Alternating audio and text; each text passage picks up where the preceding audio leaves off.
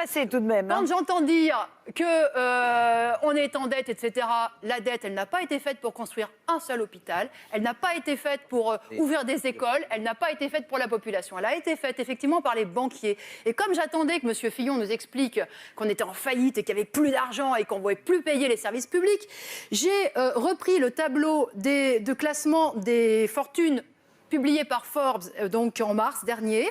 Je tiens quand même à vous le... Entre 2016 et 2017, en un an, donc, la fortune de Mme Bettencourt est passée de 33 milliards à 36 milliards. Celle de Bernard Arnault de 31 milliards à 38,5 milliards. Monsieur Dassault, 13 milliards à 15, presque, il frôle les 15 milliards. Beignet, puisqu'on a beaucoup parlé des agriculteurs, mais en accusant toujours l'Europe, sans jamais accuser ceux qui ont le monopole sur la collecte du lait.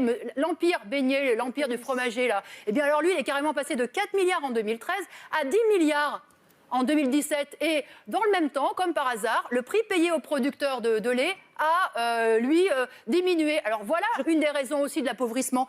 Donc, tout ça pour dire que ces grandes fortunes, en un an, elles ont augmenté de 18%. De 18%. Car elles seules, les 10 premières, elles contrôlent la moitié du budget de la sécurité sociale. Vous avez